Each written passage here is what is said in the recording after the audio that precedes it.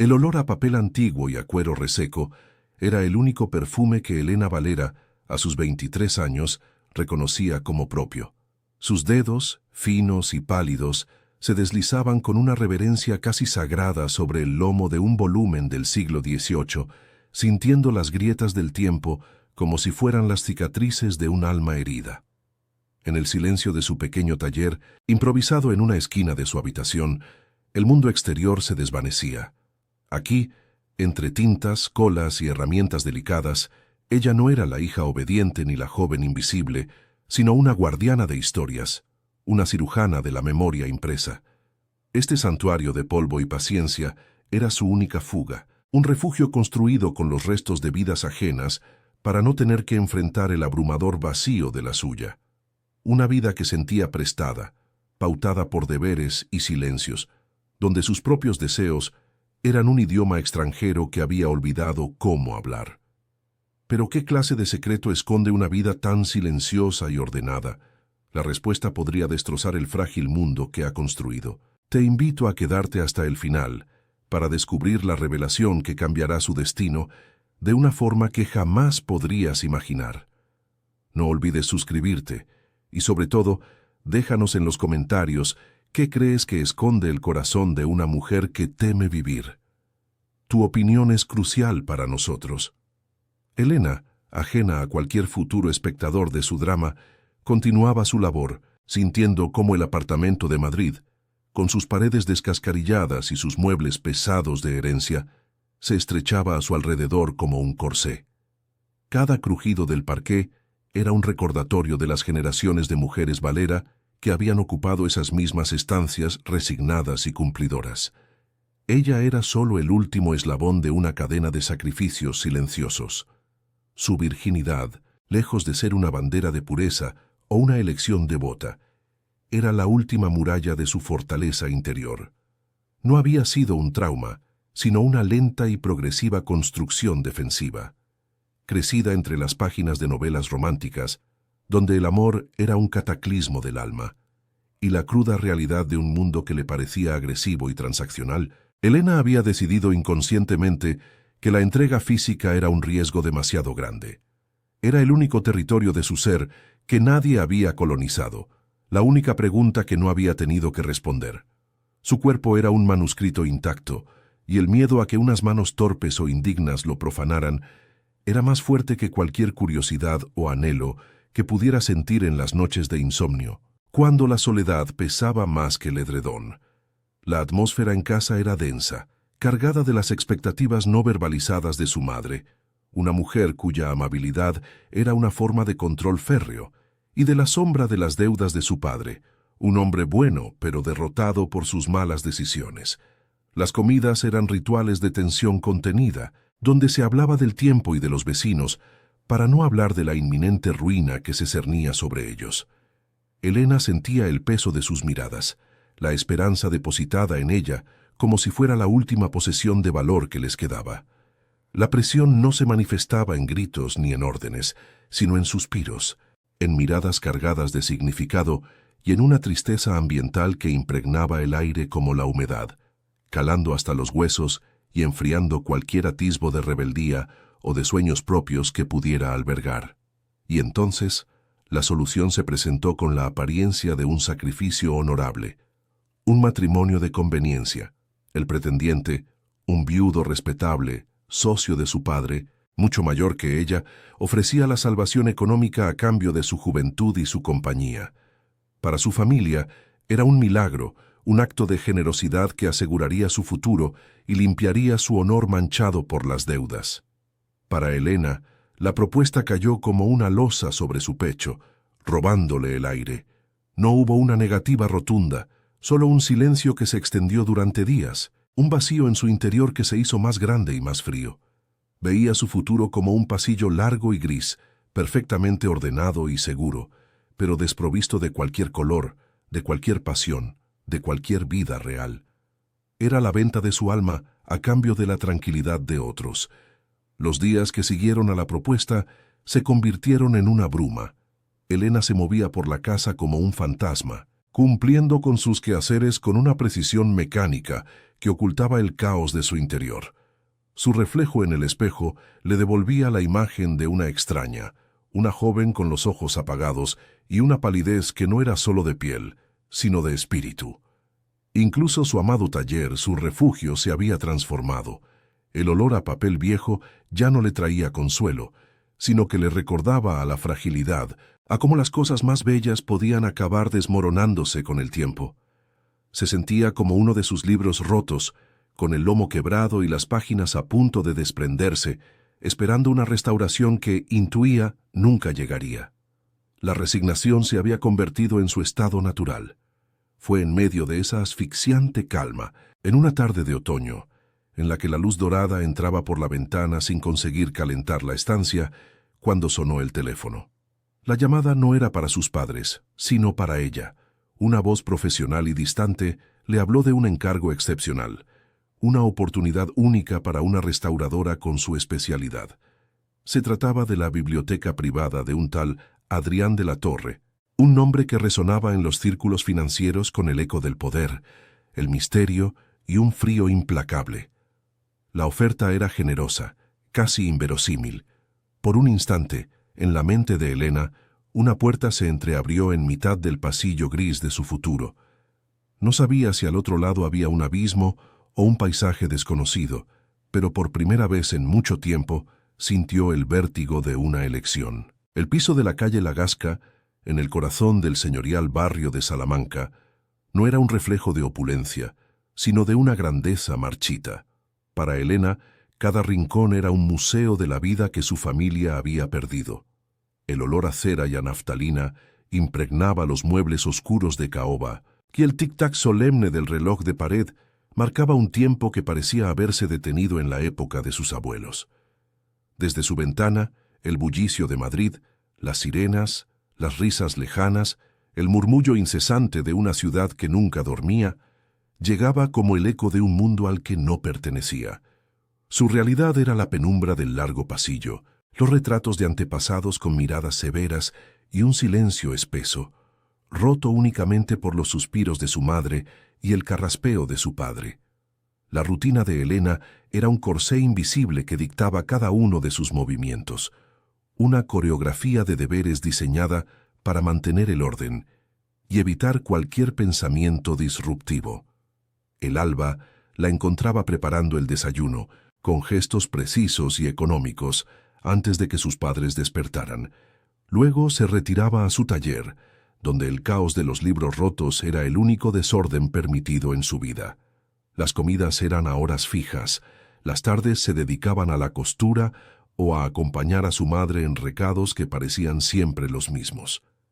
Cada día era una réplica exacta del anterior, una sucesión de actos previsibles que la protegían de la incertidumbre del futuro, pero que al mismo tiempo la estaban borrando lentamente, convirtiéndola en una pieza más del mobiliario antiguo de la casa. Las manos de su madre, Isabel, nunca estaban quietas. Siempre estaban arreglando un cuello, limpiando una mota de polvo inexistente o alisando un mantel. Su amor era una red de cuidados asfixiantes, una preocupación constante por las apariencias y el qué dirán que se traducía en una vigilancia sutil pero implacable. No había órdenes directas, sino sugerencias envueltas en cariño, preguntas que eran en realidad advertencias. ¿No crees que esa falda es un poco corta, cariño? ¿Has llamado para agradecer el detalle a los señores de Gutiérrez? Cada gesto de Elena era evaluado, cada silencio interpretado. Isabel estaba moldeando a su hija para que encajara en el único molde que ella consideraba seguro, el de una esposa decente, sumisa y respetable, la salvación de la reputación familiar.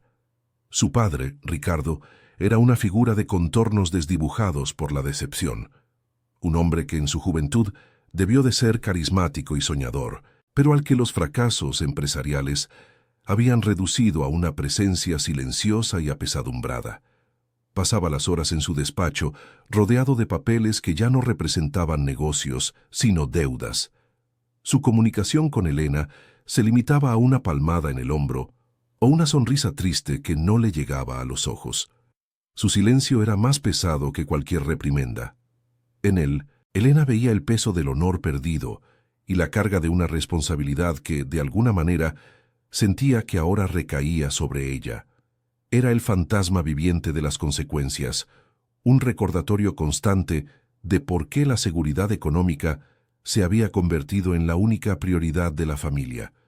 La presión económica era un miembro más de la familia, invisible pero siempre presente en la mesa. Se manifestaba en las conversaciones interrumpidas cuando Elena entraba en la habitación, en la calidad de la comida que había ido menguando con los meses y, sobre todo, en la carta con el sello del banco que llevaba una semana sobre la repisa de la chimenea, sin abrir, como una bomba de tiempo silenciosa.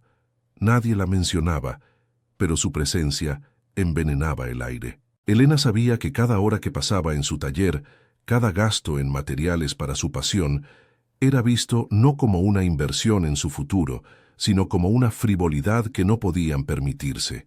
Sentía la culpa como una segunda piel, un peso que la obligaba a caminar encorvada por su propia casa. La conversación sobre don Mateo, el viudo socio de su padre, no fue una propuesta, sino la presentación de un hecho consumado. Se desarrolló en el salón, con la luz del atardecer filtrándose a través de las pesadas cortinas de terciopelo. Las palabras de sus padres fueron cuidadosamente escogidas, envueltas en términos de honor, seguridad y un futuro para todos. No se hablaba de amor, sino de respeto y estabilidad. Elena escuchó sin interrumpir, sintiendo cómo un frío glacial se extendía desde su estómago hacia sus extremidades. No le estaban pidiendo su opinión, le estaban comunicando su destino. Su silencio fue interpretado como aceptación, como la obediencia que siempre había demostrado. En ese momento, comprendió que nunca había sido una persona, sino una solución. El encuentro con don Mateo fue breve, formal y desolador.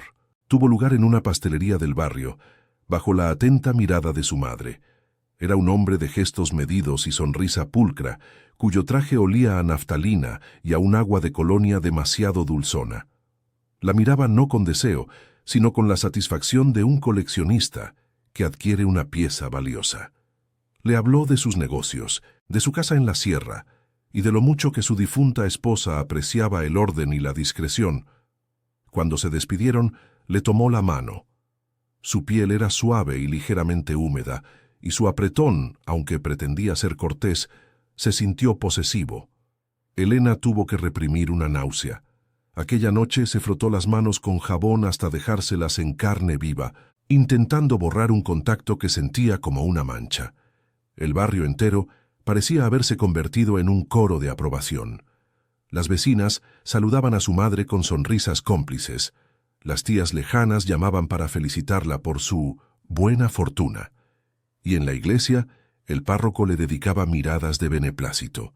Se sentía atrapada en una telaraña de expectativas sociales, donde su felicidad individual era un detalle irrelevante. Estaba siendo preparada no para un matrimonio, sino para un papel, la joven y decente esposa de un hombre poderoso. Veía su futuro reflejado en las mujeres de su familia, vidas dedicadas al cuidado de otros, a la gestión de un hogar, a la extinción lenta y silenciosa de cualquier anhelo personal. La jaula no solo estaba en su casa, era la sociedad entera la que la empujaba hacia ella. Solo en la quietud de su taller, de madrugada, se permitía derrumbarse. Allí, entre el aroma del cuero y el pegamento, el control férreo que mantenía durante el día se resquebrajaba. No lloraba con estrépito, sino con lágrimas silenciosas que caían sobre las páginas de un libro del siglo XVII, mezclándose con el polvo de los siglos. Acariciaba las ilustraciones de heroínas apasionadas, de amantes que desafiaban al mundo, y sentía una rabia sorda y profunda. Esas historias, que antes eran su refugio, ahora eran una tortura, un recordatorio de la vida que se le negaba. Sus manos, tan hábiles para restaurar la belleza ajena, temblaban de impotencia, incapaces de remendar las fracturas de su propia alma. Se sentía como un libro al que le estaban arrancando las páginas antes de haber sido leído. La fecha para la cena de compromiso fue fijada. Un evento íntimo, pero que para Elena tenía la solemnidad de una sentencia. Su madre ya había elegido la tela para su vestido, un azul pálido que, según ella, resaltaba su inocencia. Cada preparativo era un clavo más en el ataúd de sus sueños. La resignación se había asentado en su corazón como una capa de escarcha. Empezaba a creer que no había otra salida, que su propósito en la vida era efectivamente este sacrificio. Una noche, mientras se observaba en el espejo del recibidor, no se reconoció. Vio el rostro de una novia, una pieza de un acuerdo, el pago de una deuda. Era una extraña con sus mismos ojos, pero vacíos de cualquier luz. Y fue entonces, en el punto más bajo de su desesperanza, cuando la llamada de la oficina de Adrián de la Torre rompió el silencio. La mansión de Adrián de la Torre no se alzaba en la ciudad como un hogar, sino como una declaración de poder. Ubicada en una exclusiva urbanización a las afueras de Madrid, tras un muro de piedra y hierro forjado que parecía diseñado para repeler al mundo, la estructura era una mole de arquitectura moderna y líneas frías, un monolito de cristal y hormigón que reflejaba el cielo gris con una indiferencia glacial. Mientras el taxi la dejaba frente a la imponente verja, Elena sintió que el aire se enrarecía, como si hubiera cruzado una frontera invisible hacia un reino con sus propias leyes. Se aferró a su maletín de herramientas con los nudillos blancos, sintiéndose diminuta, una nota a pie de página, en una historia escrita con un lenguaje que no comprendía, el del dinero y la autoridad absolutos. Cada paso hacia la puerta principal era un acto de valentía. Un hombre de mediana edad, con un traje impecable y una expresión tan neutra que resultaba inquietante, le abrió la puerta sin pronunciar palabra, como si su llegada hubiera sido prevista por un oráculo. El interior era aún más sobrecogedor que el exterior. Un vestíbulo vasto y silencioso, pavimentado en mármol negro que devolvía un reflejo distorsionado de su figura. El eco de sus propios pasos era el único sonido que rompía un silencio sepulcral, un vacío que no era de paz, sino de ausencia. No había fotografías, ni desorden, ni rastro alguno de vida cotidiana. Todo era perfecto, geométrico y desoladoramente impersonal, como el interior de una tumba de lujo. Elena tuvo la sensación de haber entrado no en una casa, sino en el mausoleo de un hombre que había decidido enterrarse en vida, rodeado de belleza fría y estéril. El empleado la guió a través de pasillos que parecían galerías de arte contemporáneo, hasta detenerse frente a una doble puerta de roble macizo. Al abrirla, un aroma profundo y embriagador la envolvió. Un perfume complejo de madera noble, cuero antiguo y el inconfundible olor a papel que era su único hogar verdadero. La biblioteca era el corazón de la casa, una estancia de doble altura con paredes cubiertas de estanterías hasta el techo, repletas de volúmenes encuadernados con una belleza sobrecogedora.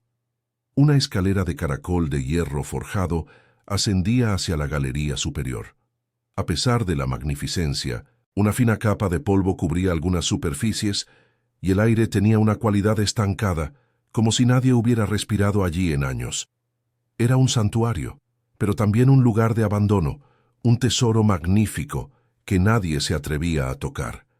Fue en medio de ese silencio reverencial, mientras sus ojos recorrían los lomos dorados de los libros con una mezcla de asombro y anhelo, cuando lo sintió. No fue un sonido, sino un cambio en la densidad del aire, una presencia que llenó el espacio con una energía pesada y magnética. Se giró lentamente y lo vio. Adrián de la Torre estaba de pie en el umbral, recortado contra la luz del pasillo, una silueta alta y oscura que parecía absorber la luz a su alrededor. No se movió, simplemente la observó desde la distancia con una quietud depredadora. Elena sintió un escalofrío recorrerle la espalda. No era el hombre de las revistas financieras, era algo más primario, más peligroso. Era el dueño de aquella jaula dorada, y su mirada era la de un guardián que no tolera intrusos. Finalmente, él avanzó hacia ella, sus pasos amortiguados por la gruesa alfombra persa. Su rostro era una máscara de rasgos afilados y controlados, con unos ojos de un gris tan pálido que parecían fragmentos de hielo. «Señorita Valera», dijo, y su voz era grave, profunda y completamente carente de inflexión, como el metal frío. No era un saludo, era una constatación. Se detuvo a un par de metros de ella, pero su presencia era tan abrumadora que Elena sintió la necesidad de retroceder. ¿Cree que está cualificada para tocar estos libros?, preguntó, y sus ojos la recorrieron de arriba a abajo, no con interés, sino con un escrutinio analítico y despectivo que la hizo sentirse inadecuada, frágil, como uno de sus volúmenes a punto de deshacerse. Ella tragó saliva y asintió, incapaz de articular palabra. Él no esperó una respuesta verbal. Se acercó a una de las estanterías y sacó un libro con un cuidado que contradecía su aparente frialdad. Esta es la colección que requiere su atención. El resto de la biblioteca está prohibido para usted. No hará preguntas sobre su origen ni sobre su historia. Se limitará a su trabajo en silencio. Cualquier desviación de estas normas y su contrato quedará rescindido de inmediato. Sus palabras eran tajantes, las fronteras que establecía infranqueables. Le estaba entregando un tesoro, pero al mismo tiempo le estaba advirtiendo que era un tesoro envenenado. Elena comprendió que aquellos libros no eran solo objetos para él, eran reliquias de un pasado que protegía con una ferocidad casi violenta. Su trabajo no consistía solo en reparar el papel, sino en no perturbar a los fantasmas que habitaban entre sus páginas. Mientras le entregaba el primer volumen, un ejemplar de poesía renacentista con la encuadernación rota, sus dedos se rozaron.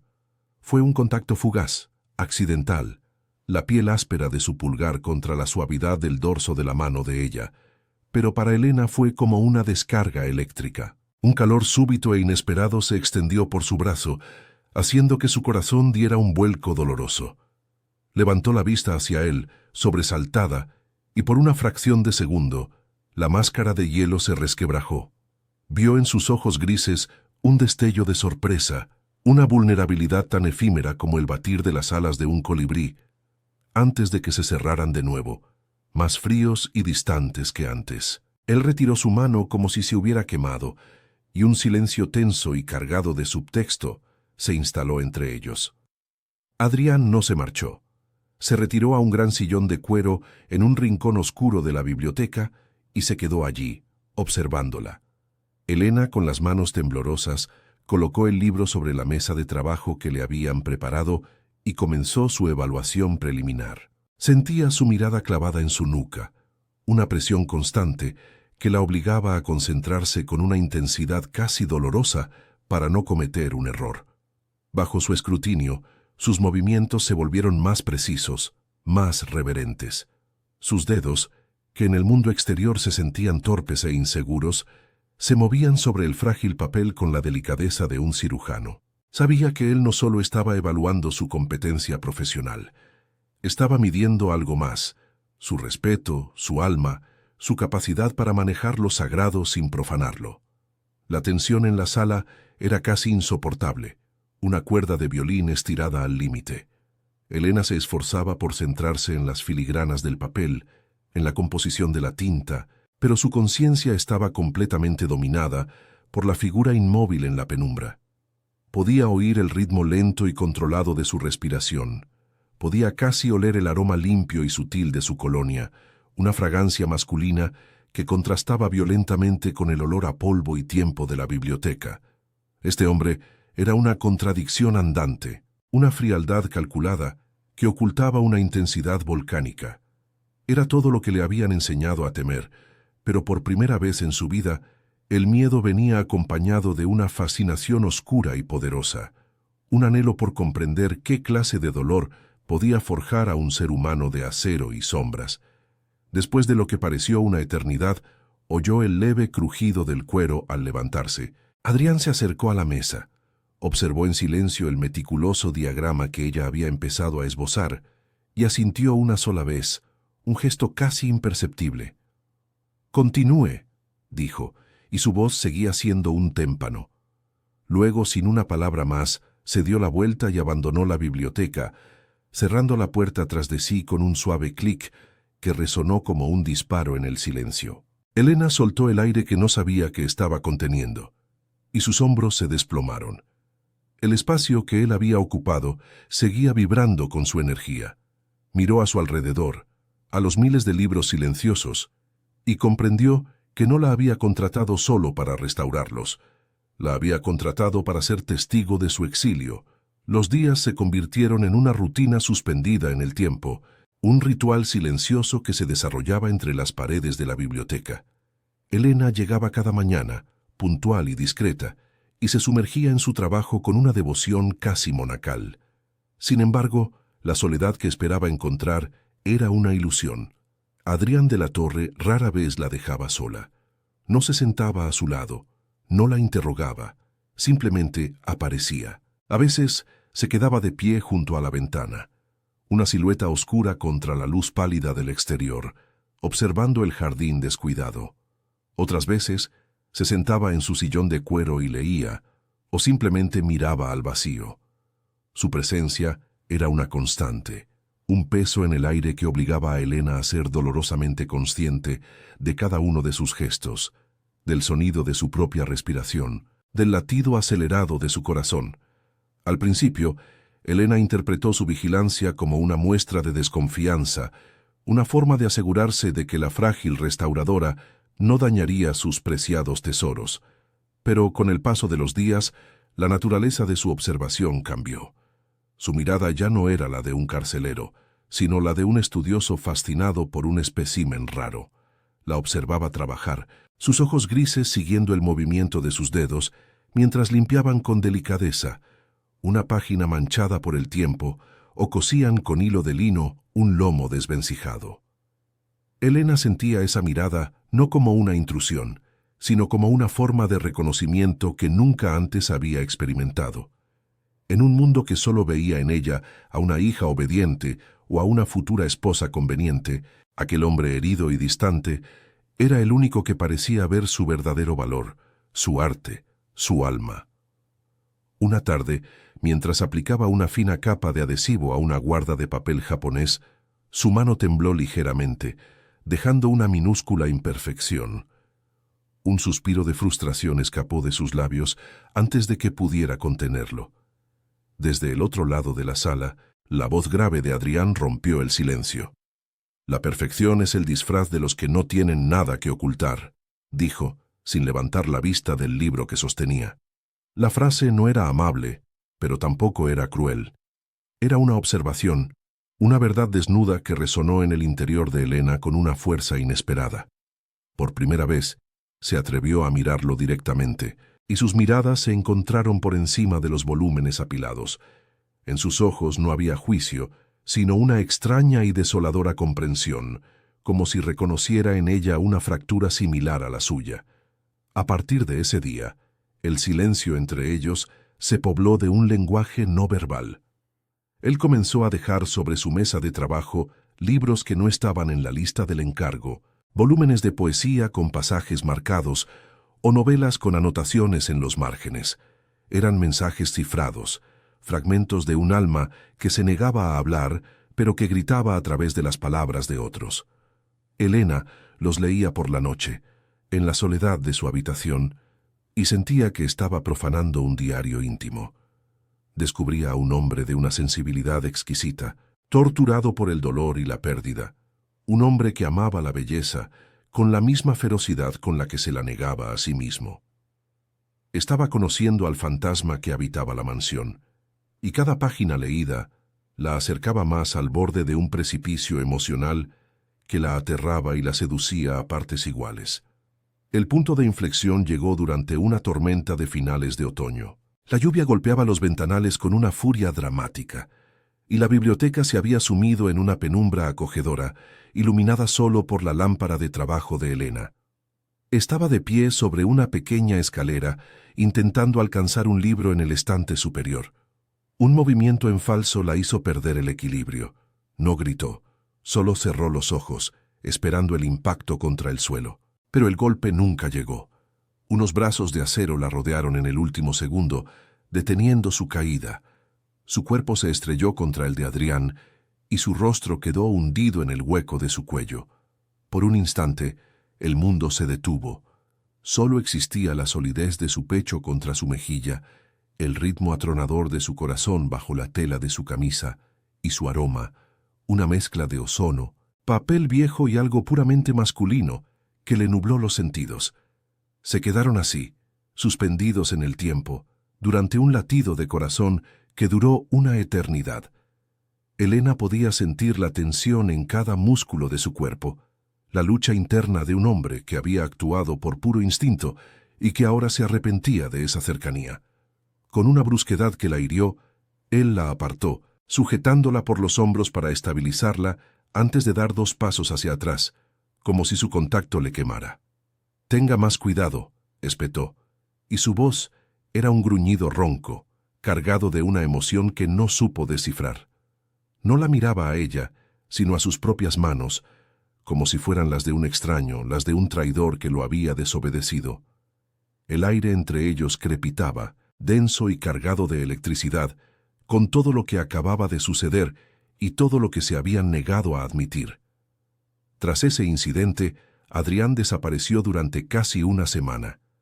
La mansión se sentía vacía y más fría que nunca sin su presencia ominosa.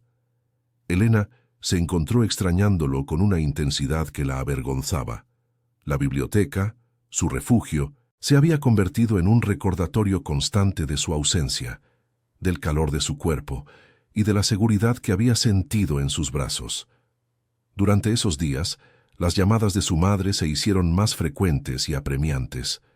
Hablaban de los preparativos para la cena de compromiso, del menú, de la lista de invitados. Cada palabra era una palada de tierra sobre el ataúd de su libertad. La voz de su madre, antes reconfortante, ahora le sonaba estridente y ajena, la banda sonora de una vida que sentía que le estaban robando. El dilema moral la consumía por dentro, dividiéndola en 2. Por un lado, estaba la Elena de siempre, la hija obediente, la joven sensata que comprendía su deber para con su familia. Sabía que casarse con don Mateo era lo correcto, la única salida honorable a la ruina que los acechaba. Era un sacrificio, sí, pero un sacrificio que garantizaría la paz y la seguridad de las personas que amaba. Pero por otro lado, había una nueva Elena, una extraña que había despertado en la penumbra de aquella biblioteca. Una mujer que había probado, aunque solo fuera por un instante, la posibilidad de una conexión real, de una pasión que erizaba la piel y aceleraba el pulso. Esta nueva Elena se rebelaba ante la idea de entregar su cuerpo, su manuscrito intacto, a un hombre por el que no sentía nada más que una fría gratitud. Adrián regresó tan abruptamente como se había marchado. Una tarde, Elena levantó la vista y él estaba allí en el umbral, observándola con una intensidad febril. Parecía más delgado, y había nuevas sombras bajo sus ojos grises. No dijo dónde había estado ni por qué se había ido.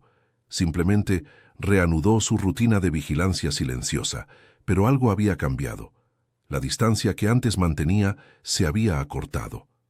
A menudo se acercaba a su mesa de trabajo con el pretexto de examinar un detalle, y su proximidad era una tortura deliciosa para Elena. Podía sentir el calor que emanaba de su cuerpo, oler el leve rastro de su colonia, y tenía que concentrar toda su voluntad en no temblar, en no delatar el caos que su cercanía provocaba en su interior. Él también parecía estar librando su propia batalla. A veces, mientras ella le explicaba algún detalle técnico del proceso de restauración, descubría que él no estaba mirando el libro, sino sus labios. En esos momentos, una tensión casi violenta se apoderaba de su mandíbula, y sus puños se cerraban a sus costados. Era un hombre en guerra consigo mismo, atrapado entre el deseo de acercarse y el terror a lo que esa cercanía pudiera desencadenar. Elena comprendió que su virginidad, su inocencia, era a la vez lo que lo atraía y lo que lo repelía. Para él, ella representaba un mundo de sentimientos puros y vulnerables que se había jurado a sí mismo no volver a tocar jamás. Un jardín prohibido cuya entrada custodiaba con la desesperación de un ángel caído. Una noche, mientras recogía sus herramientas para marcharse, él le habló. «Mañana hay una gala benéfica en el Círculo de Bellas Artes», dijo, su voz extrañamente neutra. «Asumo que irá». No era una pregunta. Elena asintió sintiendo un nudo de hielo en el estómago. Sabía a qué se refería. Era la noche de su cena de compromiso, el evento donde su futuro se sellaría públicamente. Mi familia considera que es una ocasión importante, respondió, su propia voz apenas un susurro. Adrián se acercó un paso más y la luz de la lámpara proyectó sombras afiladas en su rostro. Las familias a menudo confunden la importancia con la conveniencia, replicó, y había un filo de desprecio en sus palabras que no iba dirigido a ella, sino al mundo que la estaba enjaulando. Ella se atrevió a levantar la barbilla, encontrando su mirada con una valentía que no sabía que poseía. ¿Y qué sabe usted de deberes familiares o de sacrificios? La pregunta flotó entre ellos, cargada de resentimiento y dolor. La máscara de indiferencia de Adrián se resquebrajó por un segundo, revelando un destello de una herida tan profunda y antigua que a Elena le dolió físicamente verla. «Sé más de lo que imagina, señorita Valera», contestó él, su voz ahora un murmullo ronco. «Sé que algunos sacrificios no salvan a nadie, solo crean más fantasmas». El aire se volvió irrespirable. Estaban hablando de ella, pero también estaban hablando de él, de las tragedias que los habían moldeado y de las prisiones, visibles e invisibles, en las que ambos estaban atrapados. La mañana de la gala, Elena trabajó con una precisión febril, intentando ahogar sus pensamientos en la meticulosidad de su oficio. Pero la ansiedad era un animal vivo en su pecho, arañando para salir. Sabía que al final del día tendría que quitarse su guardapolvo de trabajo, ponerse el vestido azul pálido que su madre había elegido y caminar hacia su destino. Se sentía como una condenada a muerte en sus últimas horas. Cuando llegó el momento de marcharse, Adrián la estaba esperando junto a la puerta de la biblioteca. Ya estaba vestido con un smoking impecable que lo hacía parecer aún más alto e imponente. Solo le faltaba la corbata, que sostenía lánguidamente en una mano. Su mirada la recorrió de arriba abajo, deteniéndose en su sencillo vestido de trabajo, y una sonrisa cínica y triste se dibujó en sus labios. «¿Lista para la ejecución?», preguntó en voz baja. Elena se estremeció, porque él había puesto en palabras el pensamiento exacto que la había estado atormentando todo el día. No pudo responder, solo negar con la cabeza, un gesto casi imperceptible de desesperación. Él la observó durante un largo momento, y su expresión se suavizó perdiendo parte de su dureza. «Antes de que se marche a vender su alma», dijo, y su voz se había vuelto extrañamente vulnerable, «necesito un favor». Sostuvo la corbata de seda negra hacia ella. «Nunca he aprendido a hacer este nudo correctamente». Era una mentira evidente, una excusa tan frágil como el papel de arroz, pero ambos sabían que el nudo de la corbata era lo de menos. Era una petición de un último momento de cercanía antes de que ella se convirtiera en propiedad de otro hombre. Con el corazón martilleándole contra las costillas, Elena se acercó. Sus manos temblaban mientras tomaba la corbata de seda, su textura suave y fría, un contraste con el calor que emanaba de su piel. Tuvo que ponerse de puntillas para pasar la cinta alrededor de su cuello, y su rostro quedó a escasos centímetros del de él. Podía ver cada detalle de su rostro, la pequeña cicatriz apenas visible junto a su ceja, las finas líneas de expresión alrededor de sus ojos, la tensión en su mandíbula. El aire se llenó con el aroma de su piel, y Elena sintió un mareo, una rendición de los sentidos que la dejó sin aliento.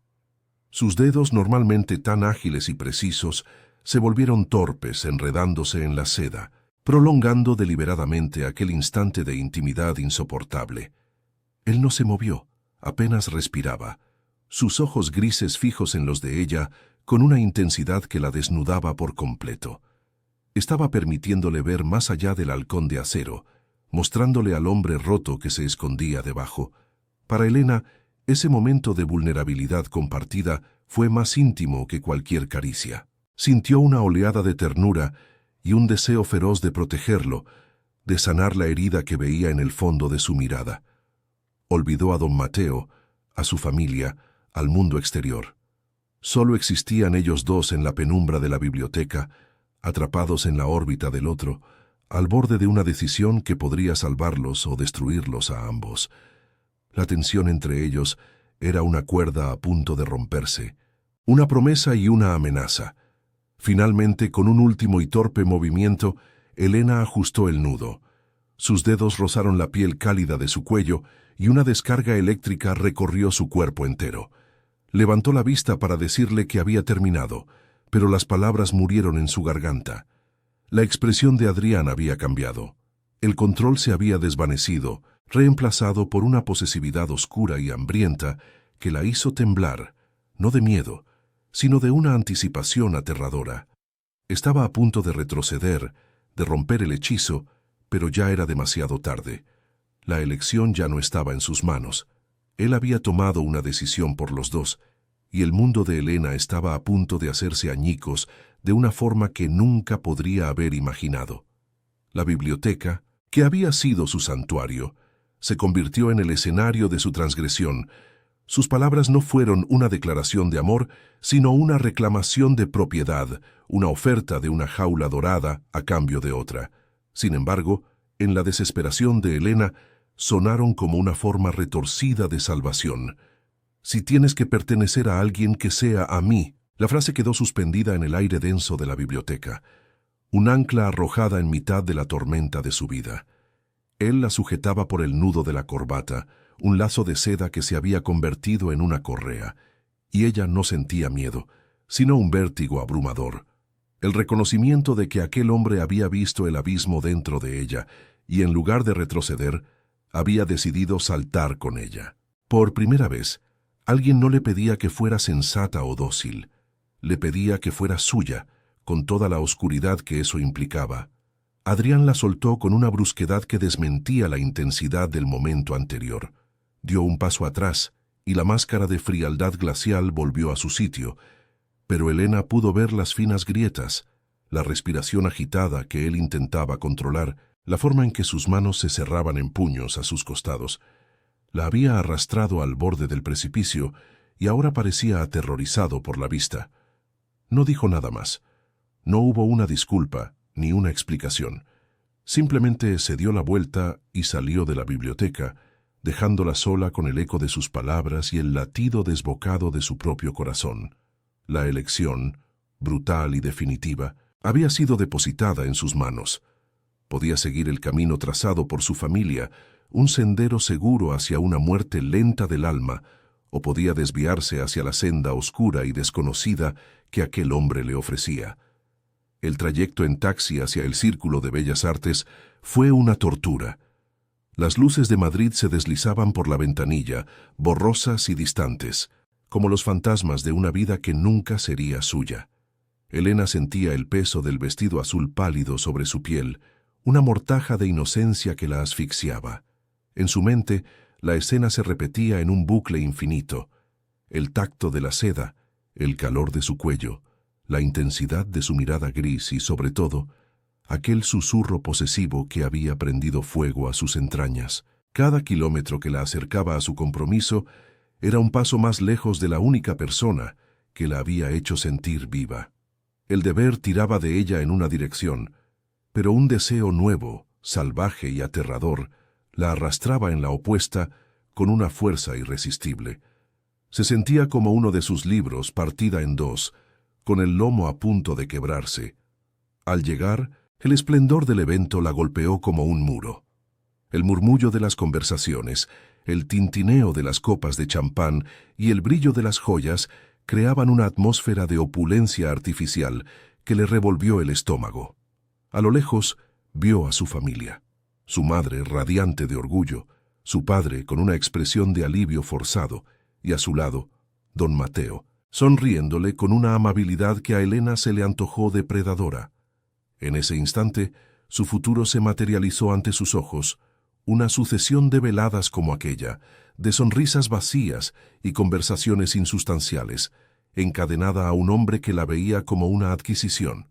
Vio la jaula abierta y esperándola, y un grito silencioso de rebelión se formó en su garganta.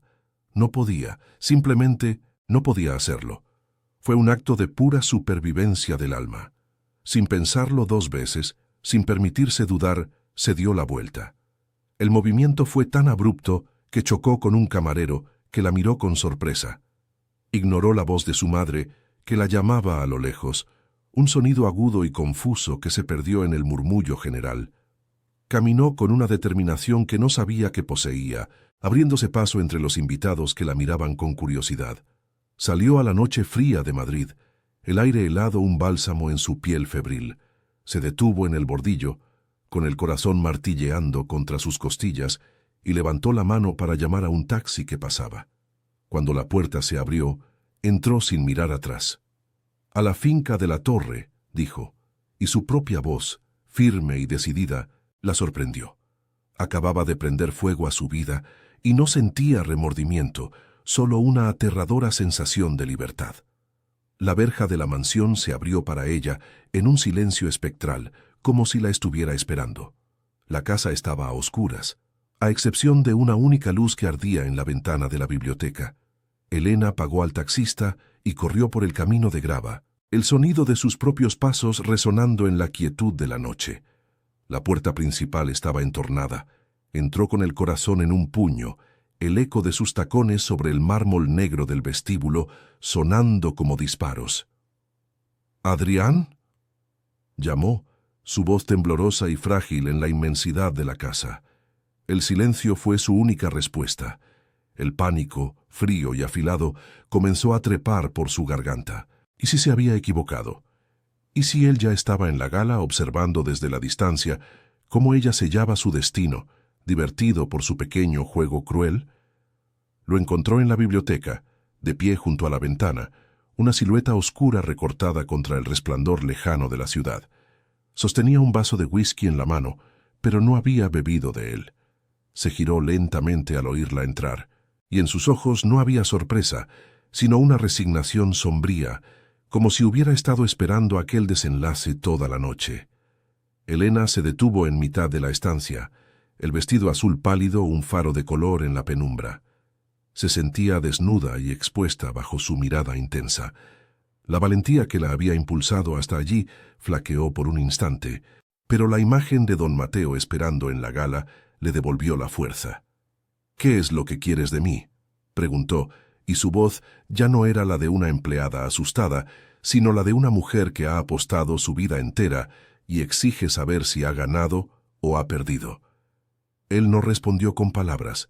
Las palabras habían sido siempre su escudo y su arma, pero en aquel momento resultaban inútiles. Dejó el vaso sobre una mesa con un suave clic que resonó en el silencio, y cruzó la distancia que los separaba en 3 largas zancadas. Se detuvo frente a ella, tan cerca que Elena tuvo que inclinar la cabeza hacia atrás para mirarlo a los ojos. Vio en ellos una tormenta, una batalla furiosa entre el deseo y el autocontrol. Lentamente, como si temiera que ella se rompiera, levantó una mano y le acarició la mejilla, su pulgar trazando la línea de su mandíbula con una ternura que la desarmó. «A ti», susurró, y la palabra fue una confesión, una rendición. Y entonces bajó la cabeza y la besó. No fue un beso tierno ni delicado. Fue un beso desesperado, hambriento, la colisión de 2 soledades que finalmente habían encontrado su igual. El beso se transformó en un lenguaje propio, uno que ambos entendían a la perfección, porque estaba escrito con la tinta de la soledad y la desesperación. Las manos de Elena se enredaron en su pelo, aferrándose a él como si fuera su único punto de anclaje en un mundo que se desmoronaba. Las manos de Adrián bajaron a su cintura, atrayéndola contra su cuerpo con una posesividad feroz, eliminando cualquier espacio entre ellos. Era un acto de profanación y de salvación al mismo tiempo. Para Elena era la entrega de su último bastión, la rendición de su manuscrito intacto a las únicas manos que deseaba que lo leyeran. Para Adrián era el fin de su exilio, la demolición de los muros que había construido alrededor de su corazón. El control, su bien más preciado, se hizo añicos, y por primera vez en años se permitió sentir. Cuando finalmente se separaron, el aire que llenó sus pulmones pareció nuevo, cargado de una posibilidad aterradora. Adrián apoyó su frente contra la de ella, sus ojos grises cerrados con fuerza, como si no se atreviera a mirar las consecuencias de lo que acababa de hacer. Estaba temblando. El halcón de acero, el hombre de hielo, temblaba en sus brazos. Cuando abrió los ojos, la máscara había desaparecido por completo. Elena vio en ellos una vulnerabilidad tan cruda y profunda que le dolió físicamente. Vio el miedo, el arrepentimiento y un anhelo tan desgarrador que le robó el aliento. «Elena», susurró, y su nombre en sus labios ya no sonaba como una reclamación, sino como una oración, como la única palabra que podía salvarlo del abismo. En ese instante, Elena comprendió que no solo había transgredido todas las normas de su mundo, había roto las de él, y las réplicas de aquel terremoto apenas comenzaban a sentirse. El amanecer se filtró en la habitación con la crueldad de una verdad ineludible. Elena despertó sola. El lecho en el que yacía era inmenso, un océano de sábanas de seda egipcia que se sentían frías y ajenas contra su piel. El aroma de Adrián aún impregnaba la almohada junto a la suya, un rastro fantasmal de la pasión que los había consumido. Se incorporó, cubriéndose con la sábana, y contempló la estancia. Era un espacio de una belleza minimalista y desoladora, paredes de un gris perla, muebles de diseño que parecían esculpidos en hielo, y un ventanal gigantesco que ofrecía una vista panorámica de un Madrid que despertaba indiferente. La noche anterior se había sentido como el centro del universo de un hombre.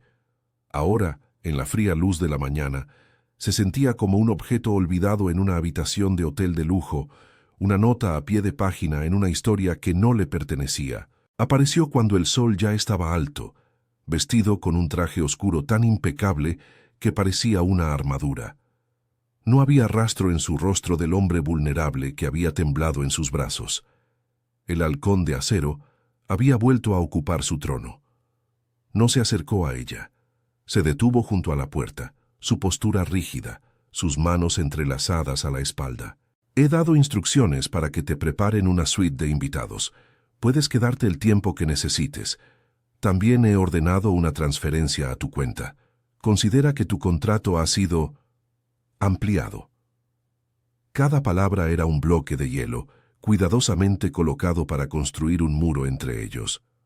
No había ternura, ni una pregunta sobre cómo se sentía.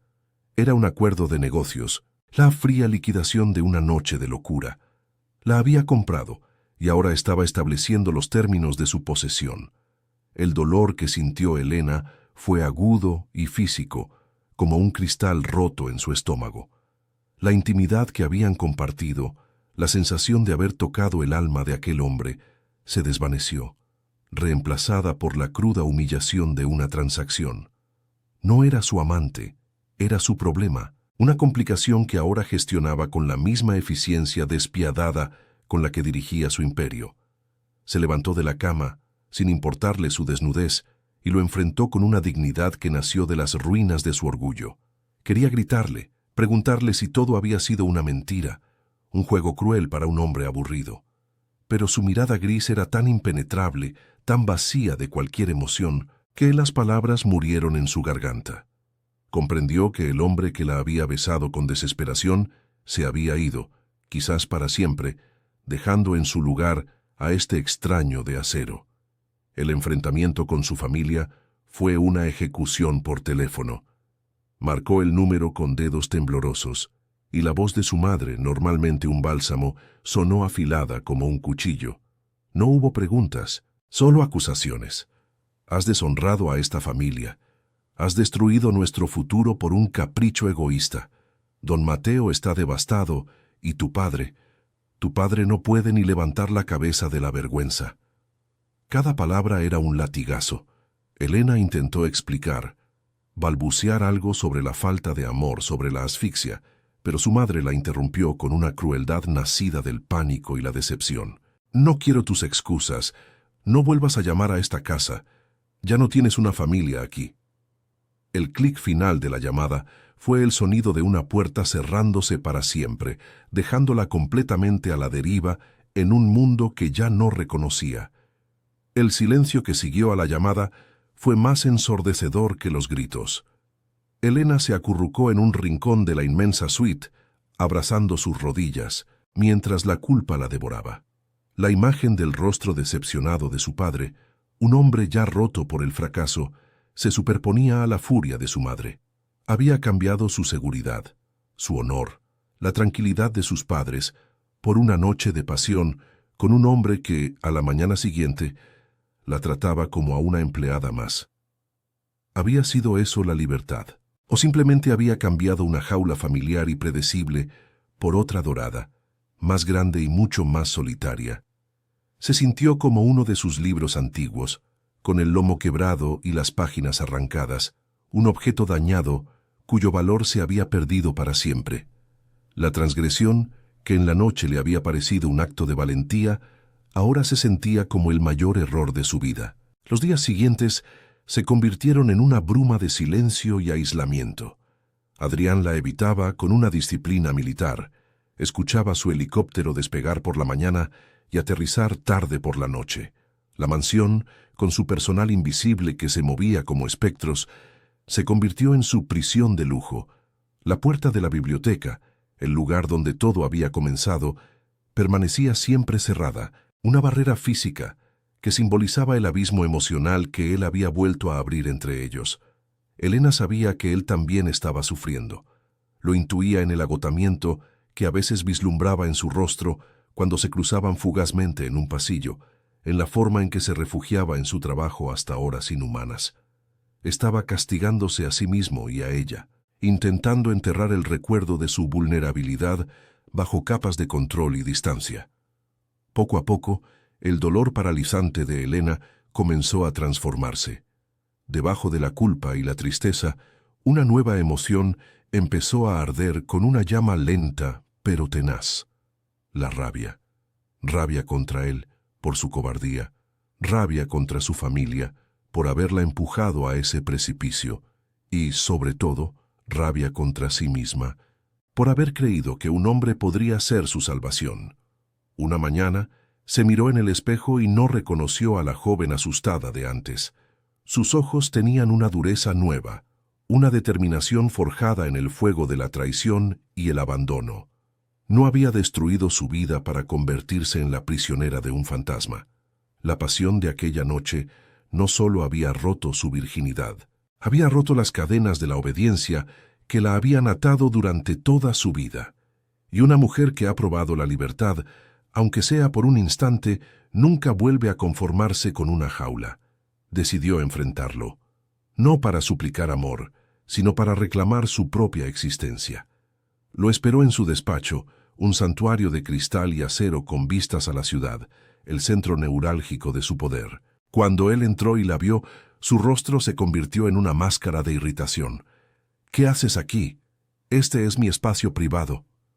Elena se mantuvo firme, su voz clara y sin temblor. «Necesitamos hablar. No puedes simplemente hacer lo que hiciste y luego fingir que no existo». Él ni siquiera la miró.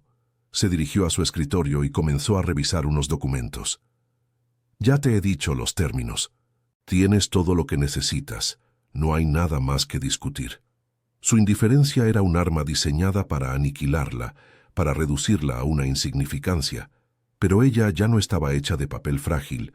Mientras él la ignoraba, ella vio algo que antes no había notado. Sobre su escritorio, ligeramente apartado, había un único marco de plata boca abajo. En un impulso, se acercó y lo levantó. Era la fotografía de una mujer joven y sonriente, de una belleza radiante y llena de vida. Adrián se tensó, su cuerpo se volvió rígido como una estatua de granito. «No toques eso», siseó, su voz cargada de un dolor tan antiguo y profundo que era casi palpable. Y en ese instante, Elena lo comprendió todo, su frialdad, su miedo a sentir, su incapacidad para conectar. No tenían que ver con ella. Él no estaba huyendo de ella. Estaba huyendo del fantasma de esa mujer. Él no la había encerrado en su mansión para poseerla, sino para protegerse de ella, para asegurarse de que nunca pudiera ocupar el lugar que aquella mujer todavía habitaba en su corazón roto. La revelación fue desoladora, pero también liberadora. Dejó la fotografía sobre la mesa, con el rostro de la mujer sonriente, mirando hacia Adrián como una acusación silenciosa. Ya no sentía rabia, solo una inmensa y trágica piedad por aquel hombre atrapado en su propio mausoleo. se dio la vuelta, sin decir una palabra más.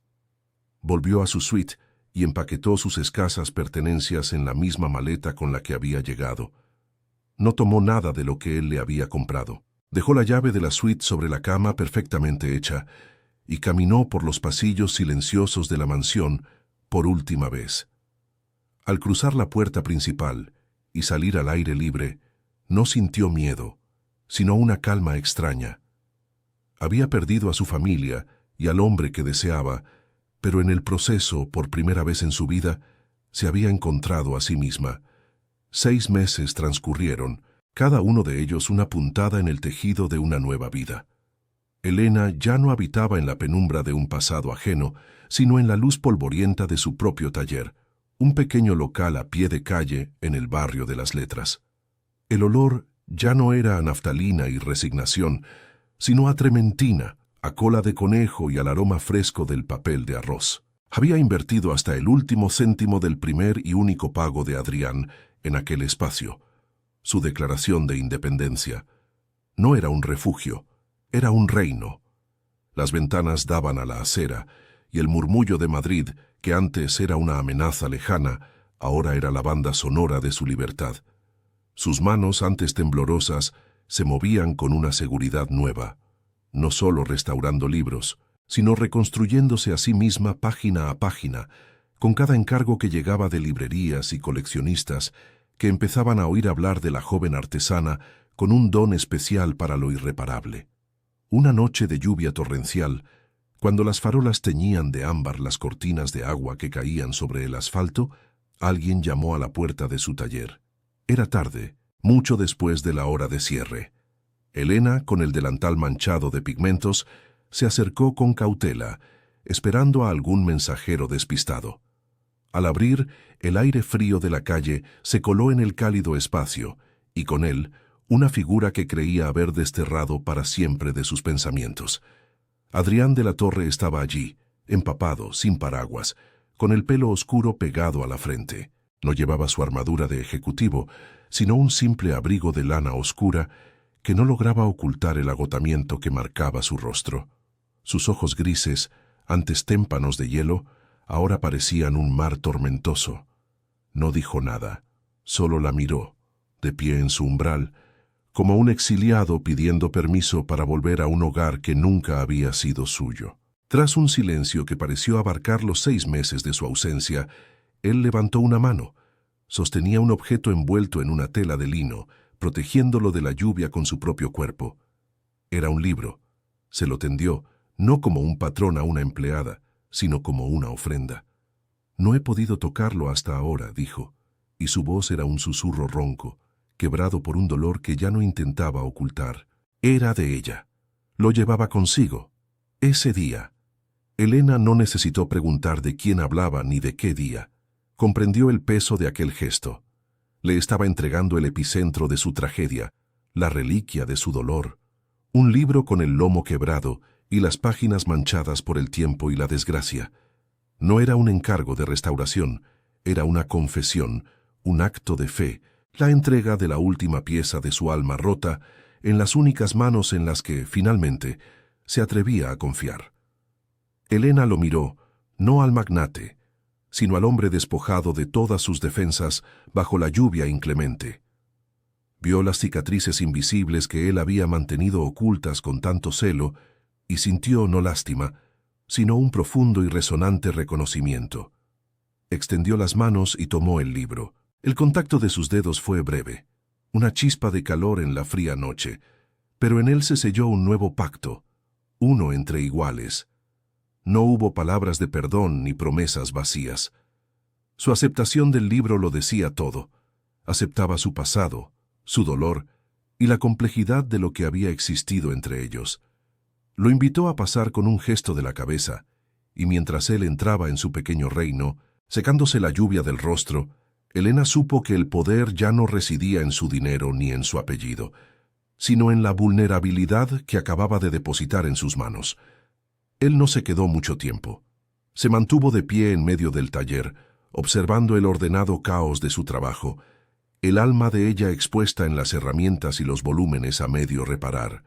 Sus miradas se cruzaron una última vez, y en sus ojos grises, Elena ya no vio una tormenta, sino una calma incipiente, la primera luz después del diluvio. «Solo tú», murmuró él, y la frase quedó suspendida en el aire, incompleta pero perfectamente comprendida. «Solo tú puedes arreglarlo». Se refería al libro, pero ambos sabían que hablaba de mucho más. Luego, con un casi imperceptible asentimiento de cabeza, se dio la vuelta y se marchó, desapareciendo de nuevo en la noche lluviosa. Pero esta vez no dejaba tras de sí un vacío, sino un puente tendido sobre el abismo que los había separado. La puerta se cerró, y Elena se quedó sola, pero ya no se sentía abandonada.